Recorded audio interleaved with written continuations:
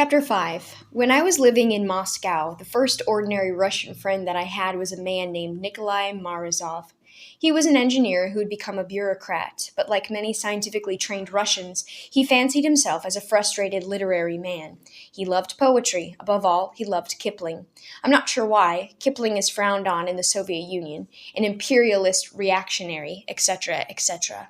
So perhaps he thought he was being daring, or possibly, though Nikolai spoke English well, he found Kipling's straightforward rhythms and rhymes easy to enjoy.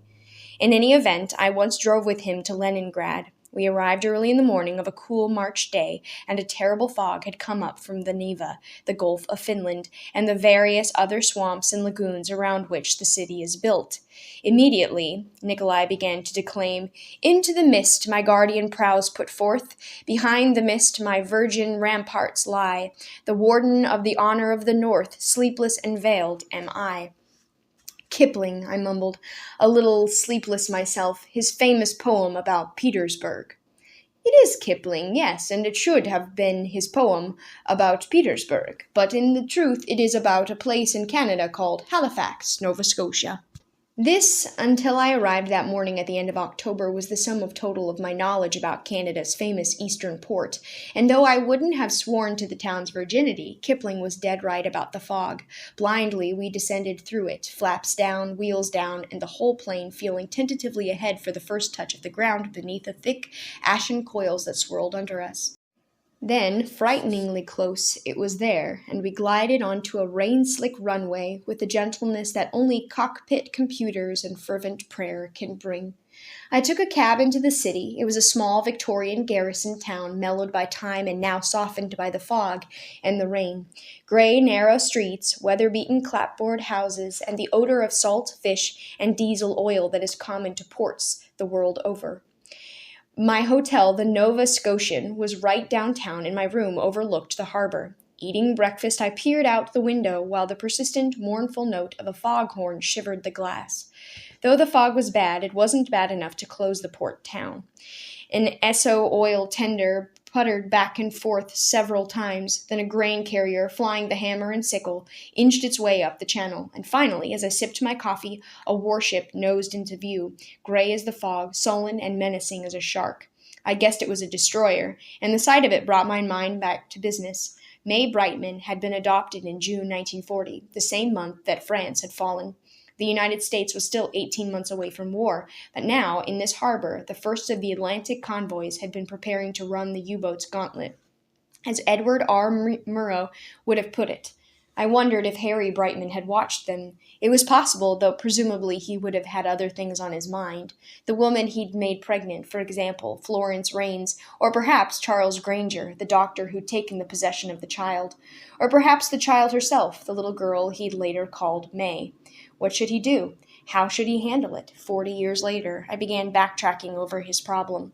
At this point, I still had no clear idea what I would find. I'd be disappointed if I found nothing at all, but then I wouldn't be completely surprised. A negative expectation that had been another reason why I'd finally decided to tell May nothing.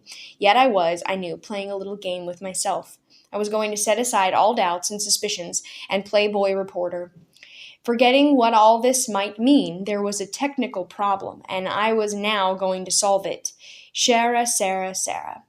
I began by trying to find Florence Raines, a search that took me first to the telephone book, several listings for Raines, but no F, and then to the provincial building on Hollis Street, an old stone edifice that housed the Registry of Vital Statistics. The clerks were patient and efficient. Within an hour, I established 3 facts. First, Florence Esther Raines had been born in Spring Hill, a small mining town in the northwestern section of the province.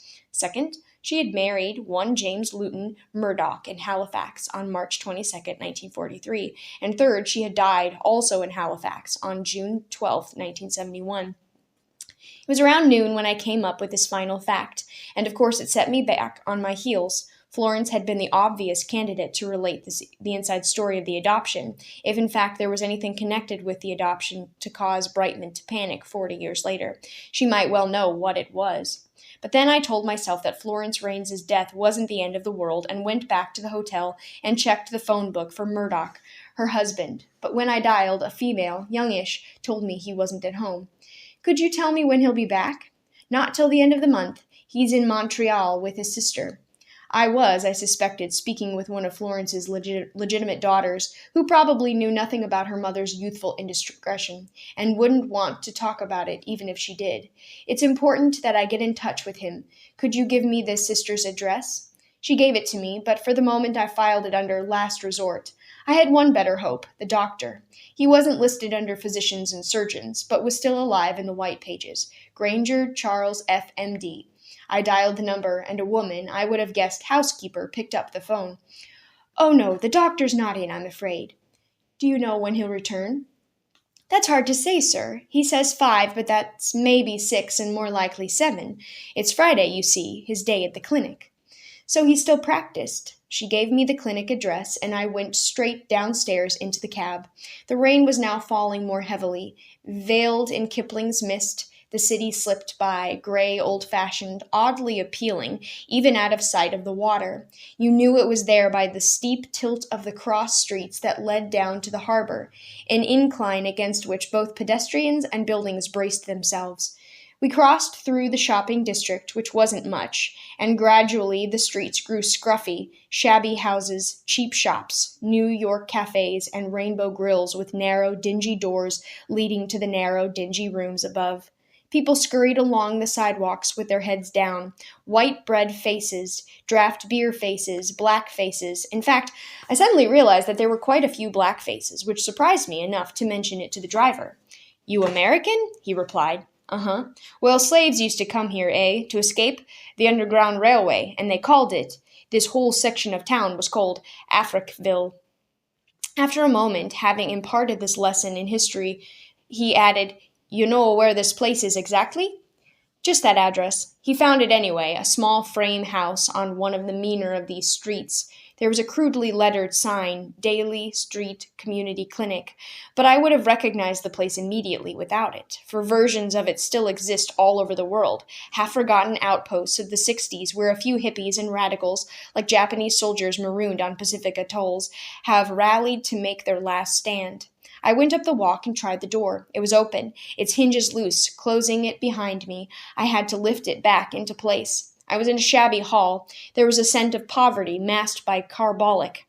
Once I suspected the walls had been adorned with posters of Shea, Stokely, and Ho. Now there was a bulletin board with a mimeographed flyer advertising a lesbian dance and another promoting a meeting to protest cuts in welfare spending.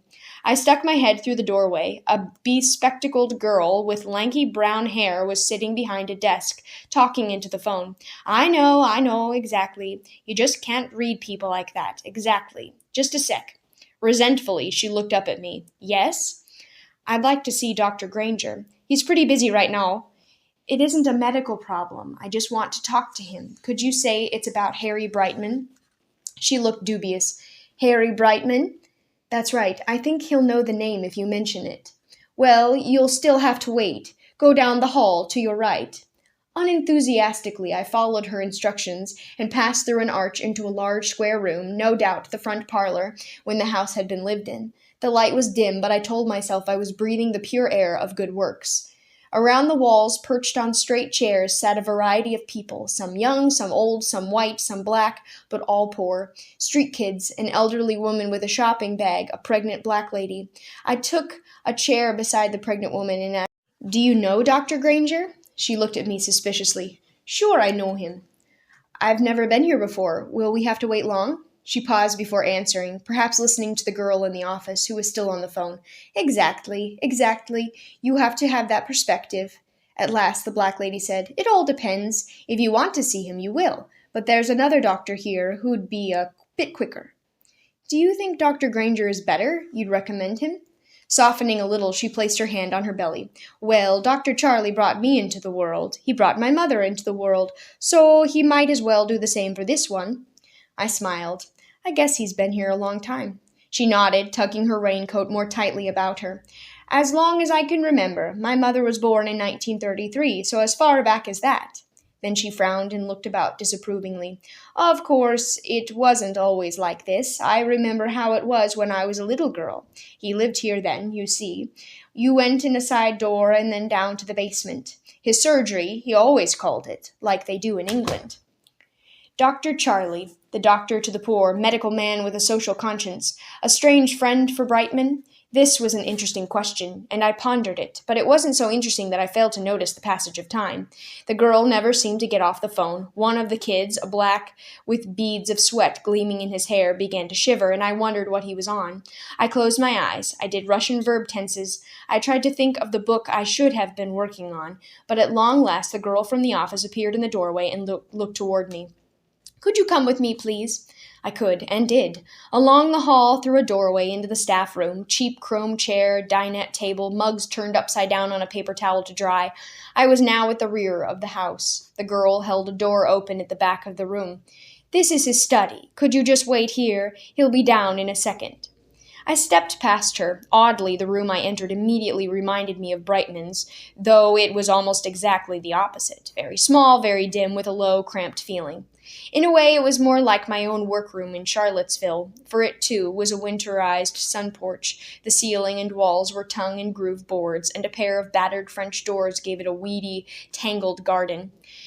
I listened as rain rushed off the roof and slapped at the leaves. Still, despite this, it was Brightman's room that I thought of. It was a retreat in the same way, and overstuffed in the same way, though with books rather than pictures. Bookshelves were everywhere, brick and board shelves teetering against a wall, shelves made from old orange crates piled one on top of the other, even an old glass-fronted bookcase shoved into the corner. I've always snooped at other people's reading, and here you could hardly avoid it. There were some medical texts, as you might expect, a sagging shelf of journals, and an old encyclopedia. But mostly there were paperbacks, rows of them, thousands. Many I saw were very old, with that peeling cellophane stuff they used to coat them with, and a lot were ancient penguins from the days when they had uniform covers. Orange for novels, blue for biographies. I pulled one out. The pages felt sugary under my fingers, like the pages of the Royal Gazette I'd handled in Cadogan's office.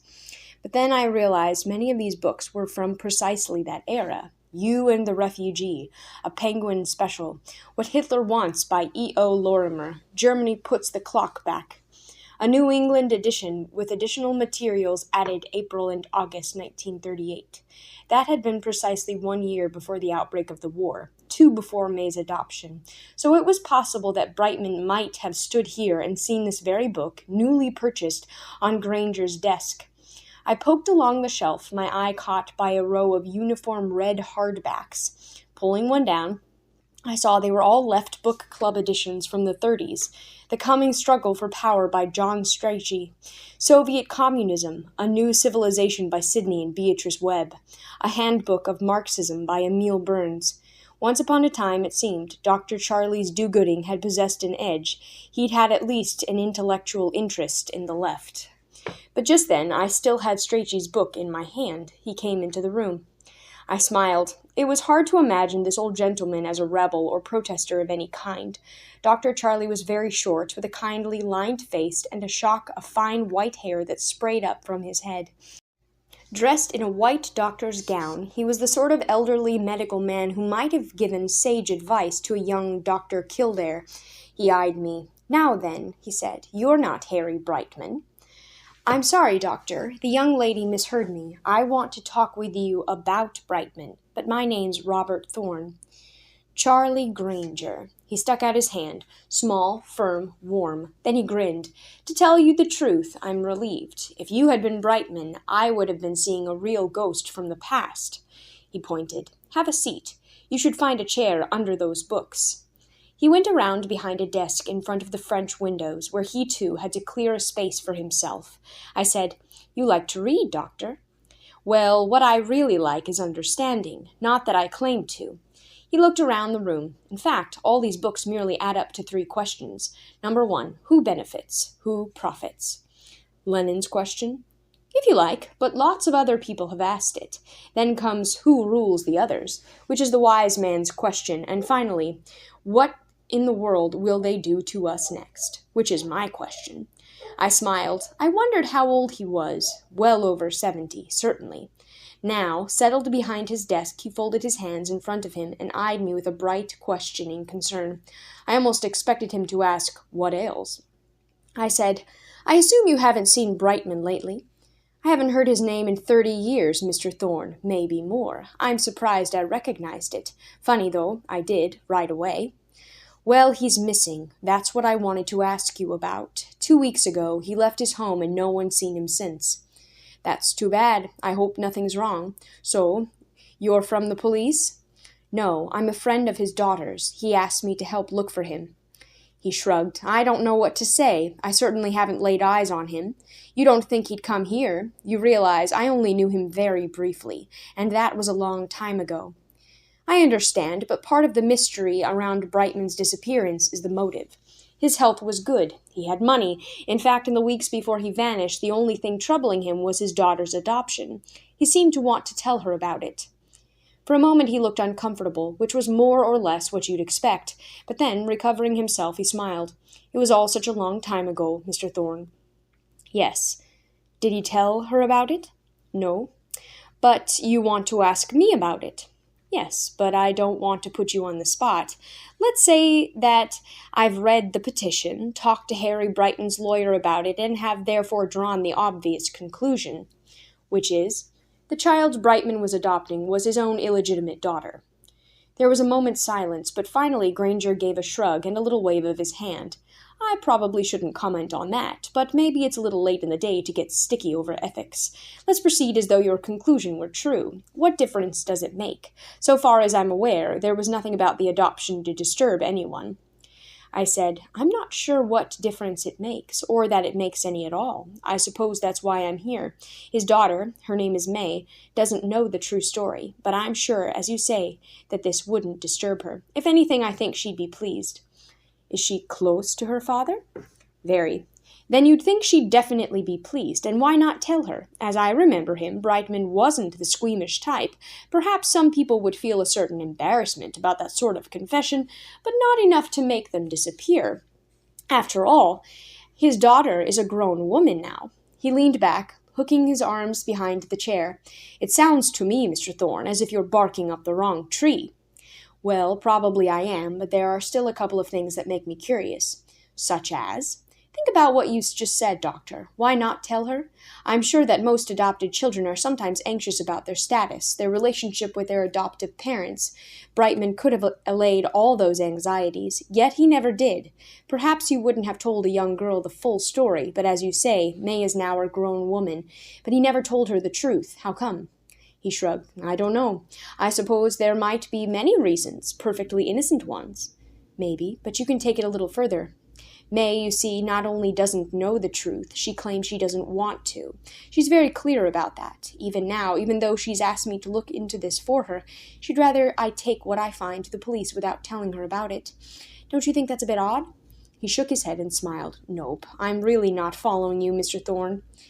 Actually, I was thinking aloud, and the more I did so, the clearer things seemed to become. "Brightman," I went on, "never told his daughter the truth, even though the true story, on the face of it, would only bring them closer together. What's more, though I admit I'm guessing here, he somehow communicated to her the idea that she'd be better off not knowing what the true story was. There has to be more." His head tilted back as he thought, but then, with a shrug, he looked down. "If there is anything more, Mr. Thorne, I don't think I know it." His gaze met mine, held it. In the end, it was my eyes that shifted away. It seemed pretty clear that he was telling the truth. Finally, I said, "Can you tell me what Brightman was like at the time it all happened? Did he seem upset? How did you first meet him, for instance?" "Oh, that was long before, in the late 20s or early 30s. He imported and exported furs, you know, and after Montreal closed down for the winter, he'd ship them through here. One of those times, he fell ill and consulted me in the usual way. Did you know him at all?" "Did, but that was natural. He hadn't seen him in years." I shook my head. "We've never met." "He was a fascinating fellow. Least he was then. He'd been to Russia early on and even claimed to know some of the big Russian leaders. In those days I was a bit of a socialist, so that interested me. He played chess as well, one of my hobbies. When he came to town, I'd sometimes go to his hotel and have a few games, beat him mostly. You became friends, in fact? I wouldn't say that.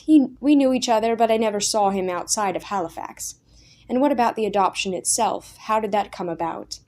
A moment's hesitation, then a shrug. I suppose there's no harm in telling you. In fact, there's really isn't much to tell. He just appeared in my office one day and said he'd made a girl pregnant, a waitress, a girl in the hotel. Something like that. He didn't want to marry her, but he wanted to see that the child was looked after. The question was, would I see the woman through her pregnancy, and then arrange for the adoption? I agreed. Wasn't this a little unusual? Of course. Let's say, Mr. Thorne, that I talked to Brightman for a long time about it, and then talked to the woman, also at length, and then I agreed. I'm sorry, I didn't mean anything, but did you get to know the woman, Florence Raines?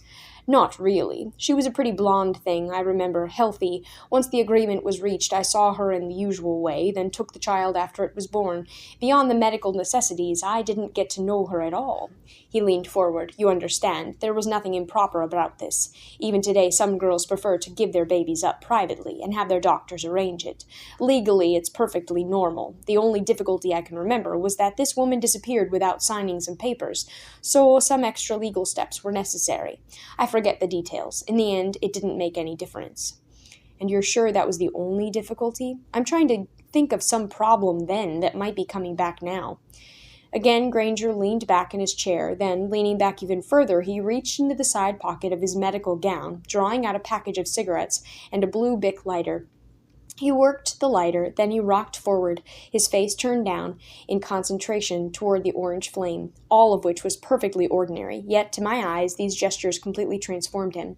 For a second I wasn't sure why, but then it occurred to me that age is the greatest disguise of them all. Now, though, he didn't look any younger than he had a moment ago. I realized that he hadn't always been old. I don't mean that the persona he'd presented up to this point had been false, but it had been a persona, a mask called Dr. Charlie, which time, circumstance, and convenience had made him put on. The real person behind his mask was much more substantial, not merely a kindly doctor or a cracker-barrel philosopher, but a person, among other things, who'd once had a passionate relationship to all the books in this room. Conceivably, he wasn't entirely unaware of the effect he'd created. As he exhaled, his eyes leveled with mine, and he said, Let's not mince words, Mr. Thorne. We both know that money changed hands. Naturally, I had nothing to do with it, but Brightman was a wealthy man, and I'm sure he made it worth her while. Why would Florence Raines have made difficulties? Remember, the world was very different then. Most girls in her position would have felt lucky to have a Harry Brightman looking after them. I sat back. Dr. Charlie indeed was nobody's fool, and of course he was right. Besides, Florence Raines couldn't be making trouble today, since she was dead. Yet more than ever, I sensed that trouble of some sort somewhere existed. Brightman had never told May about the adoption. Why not, assuming the story was as straightforward as it seemed to be, and also assuming that it was really that simple? Why should Brightman have become so concerned about it today, and why would it make him panic and flee? Yet he had fled, and someone had been poking around in his house, even in mine. At the very moment when May had been trying to reach me, outside the rain kept driving down, and behind us, back in the clinic, a phone started ringing. I knew I should go, but I sat there in frustrated silence, and the frustration must have shown on my face, for the old doctor said, I'm sorry, Mr. Thorne. I wish I could be more helpful, but I don't really know how.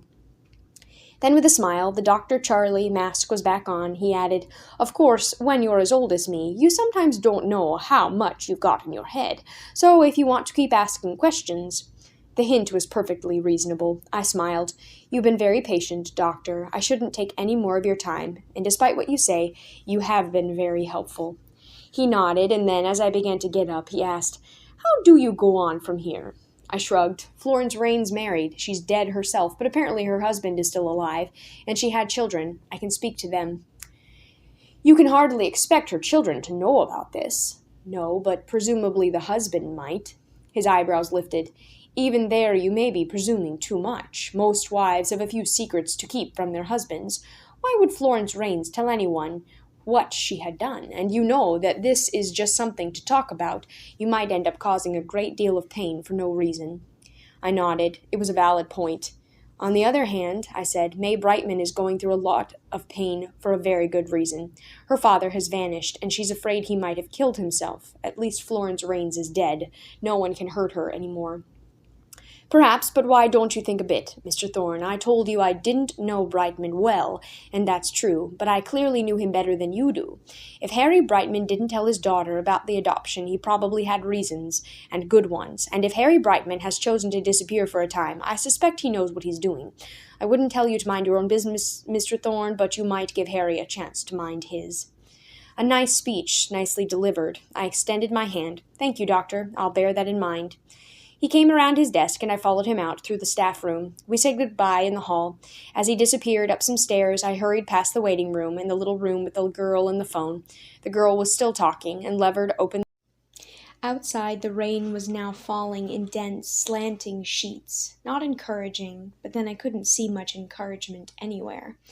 Trudging unhappily up to Gottingen Street, where I found a cab back to the hotel, one small piece of luck, I began to consider my options. It wasn't a very long list. Florence's children were out, even if you discounted the ethical problem Granger had raised, and even if she had told them her secret, it was unlikely that they knew the story in the kind of detail I needed. The lawyer Brightman had used for the petition, R.A. Powell, might know one or two things, but it would be impossible coming straight in off the street to get him to talk.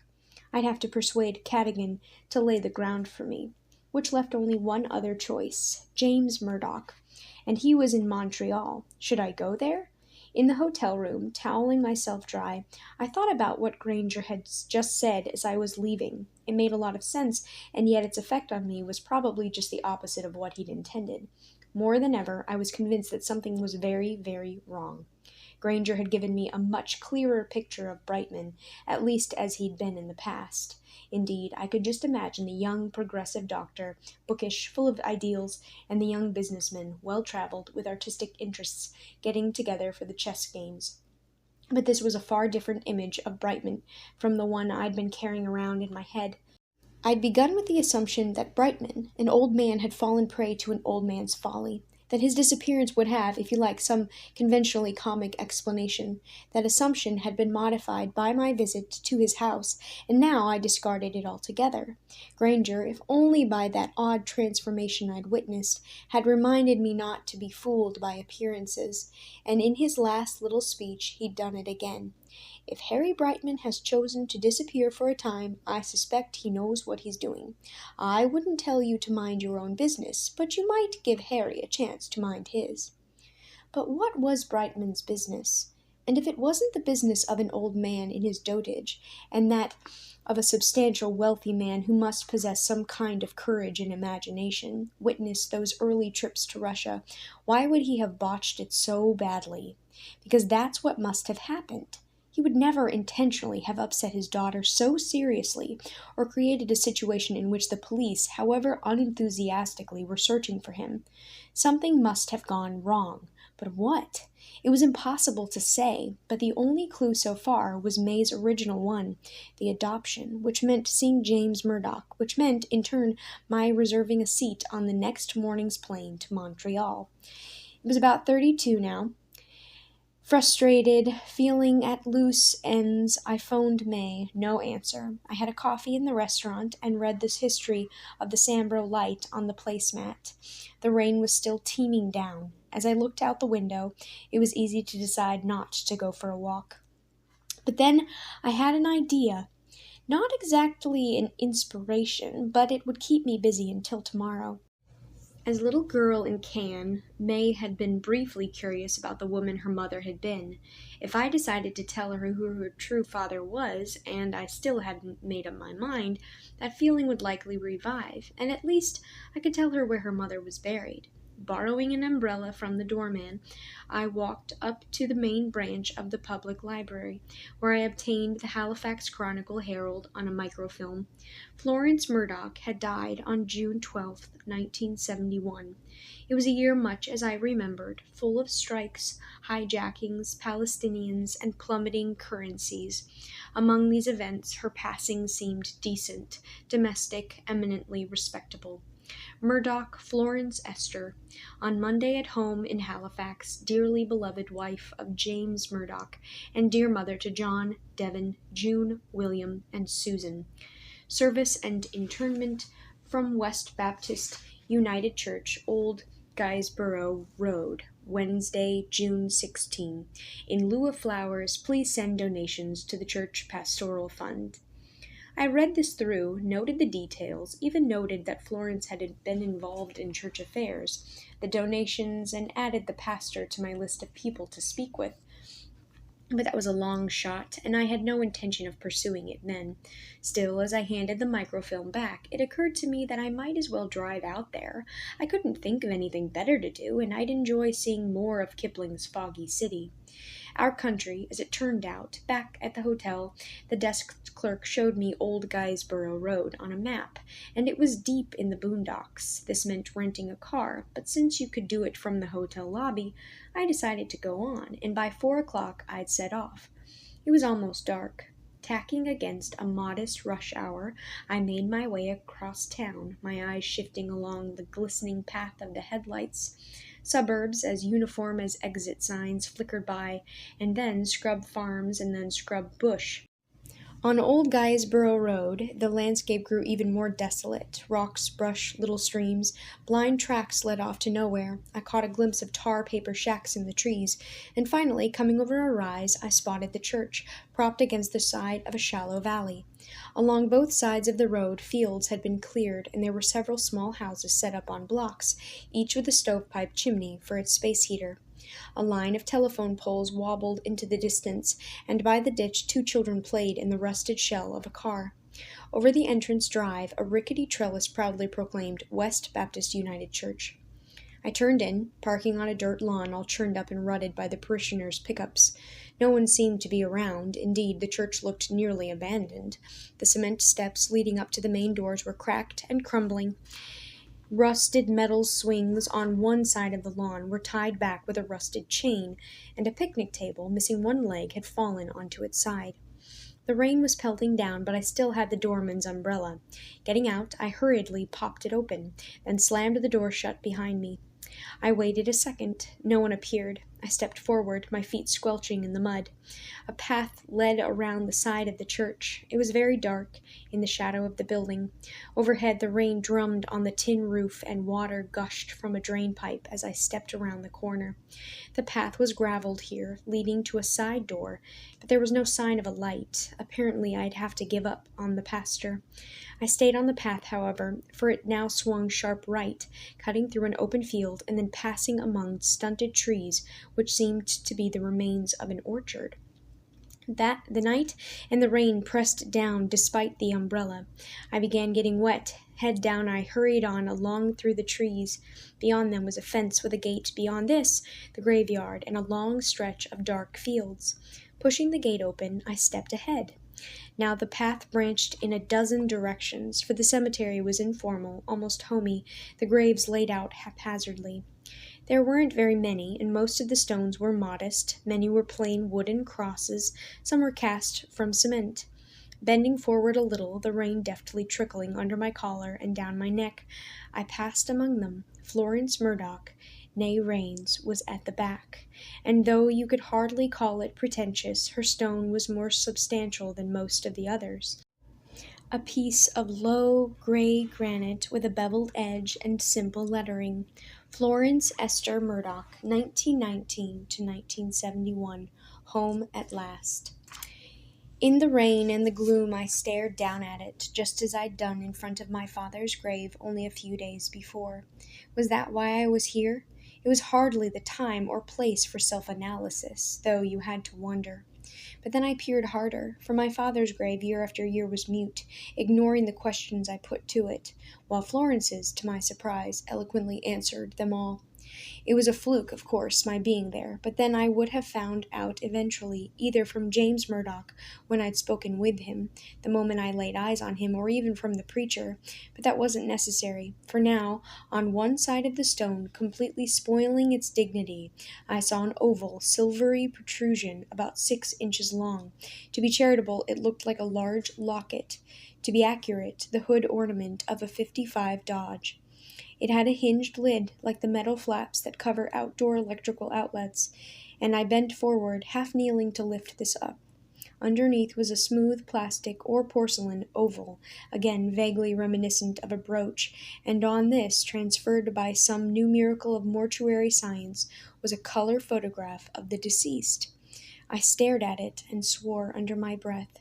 She was a pretty blonde thing, I remember. Well, not exactly.